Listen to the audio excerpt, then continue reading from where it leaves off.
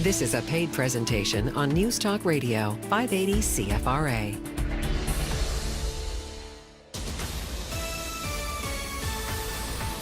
Now, back to 580 CFRA's Experts on Call. Here's Norman Jack. And welcome back to Experts on Call, 580 CFRA. Norman Jack in the Hal Anthony studio. And with me, the experts from MR Kitchens. We've got the owner, Guy Bianchi, and designers Colleen McKinnon and Lisa Poirier. We're talking about kitchen renovations here. This is the time of year when, as people get back into their regular routines and the kids get back to school, you think, well, maybe I could update that kitchen. Maybe I could make it more efficient, especially if you're considering selling your house sometime in the relatively near future. This is a great time to start in and get the designers and the experts from MR Kitchens in to take a look and let you know what they can do.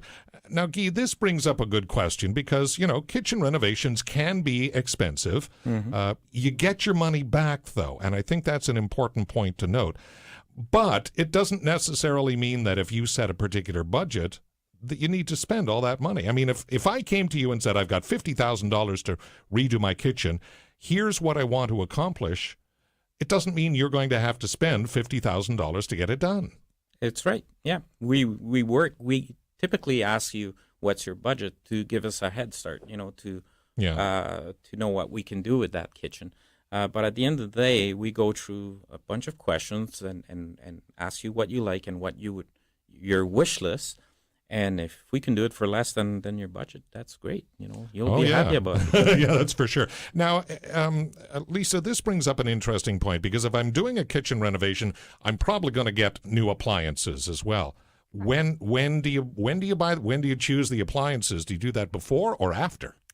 Typically, it's best to have an idea of the type of appliances you'd like to go with before the design process happens. Okay. We will ask that up front. That's one of the first questions as a designer we do ask is if you've looked at appliances, if you know the type of things, or if you're keeping existing appliances, buying new ones. A lot of clients don't understand the importance of this because, of course, our cabinetry, we design it based on the appliances that are going into the kitchen. And there are no longer standard appliances. Everything is a bit different. There's different types of fridges, different widths, different heights, different depths, slide-in versus freestanding stove, gas versus electric. Those are all factors that affect the actual design of the cabinetry. So it's very important for us to know those things very early on in the design process. Okay. All right, let's go back to the phones now and talk to Jean here in Ottawa. Hi, Jean. How are you? I'm very good. Good. How can we help you today? A question for Colleen. Yeah. I'm in an older home. It was built in the 70s, and I'm considering replacing my kitchen cabinets. But this time I would like them to go right up to the ceiling. Oh, yeah. And if they do, is it possible to still have that crown molding? Yes, it is. A lot of people are asking for that now, that they're maximizing their cupboard space. They don't want to dust on top anymore, so they like the look of crown molding. So yes, it's not a problem. What we would do is we would put 36-inch tall cabinets for the uppers. We'd leave it 6 inches from the ceiling, and then that leaves us enough space to put a crown molding and a little filler. The reason for the filler is that if your ceiling could be a half an inch different from one end of the room to the other, so then we can adjust the crown accordingly. So. Okay. That's possible since it's an older home. Oh, yeah, no problem. Oh, that's great. Thank you so much, Colleen. Thanks, Jean. Have a good day. Bye-bye. Thank you. Bye-bye.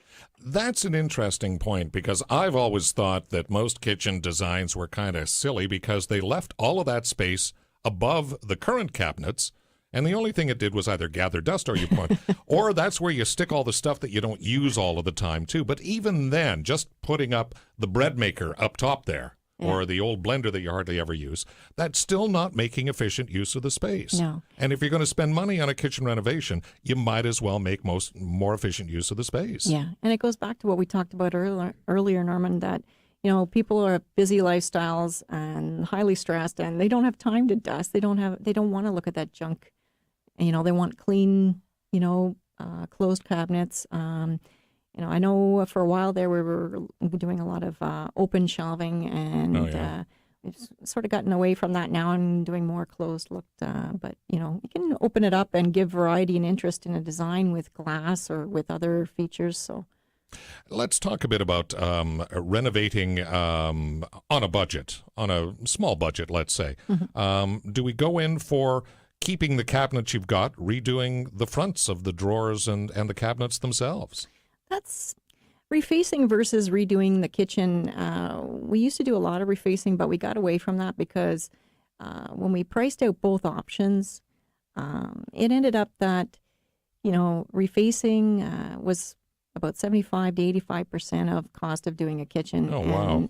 And the end result are like night and day. Yeah. You're going to get a much more efficient working kitchen because a lot of times, it's an older kitchen and you don't have that function and the layout and the accessories inside.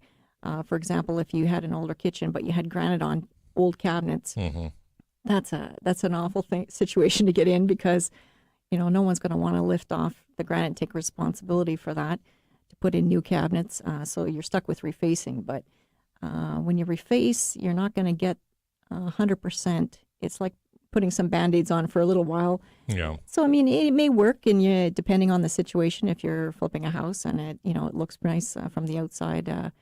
But if you're going to be living in the home and you want to enjoy that kitchen, you're better to put a new kitchen. And the price, the incremental price increase isn't all that much. No. Wow, that's amazing. Let's talk a bit about some of the woods that you're using these days. What's the most popular type of wood that you're using? Are you using pressboard, or what comes to mind when you think about wood involved in cabinetry? Well, we do cabinets in all kinds of finishes. Yeah.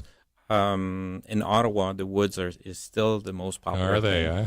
And the most popular wood is maple. But today we do a lot of cabinets in all kinds of different woods, like cherry, walnut, and we still do a little bit of oak, but not that common anymore. Isn't it really? Yeah. Now, is it because the maple colors are warmer?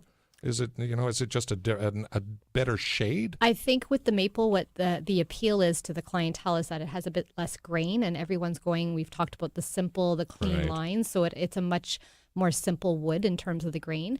We are still doing oak, but now we're seeing different types of grain emerging, like we do a rift oak and that sort of thing, so you have a more linear grain, a little bit more contemporary. So we're taking the woods that were a bit used a long time ago and kind of revamping them and renewing them by just the way that things are cut. And as Guy had mentioned too, we're doing walnut. You see a lot more of that. It comes from Europe, a lot of walnut in Europe.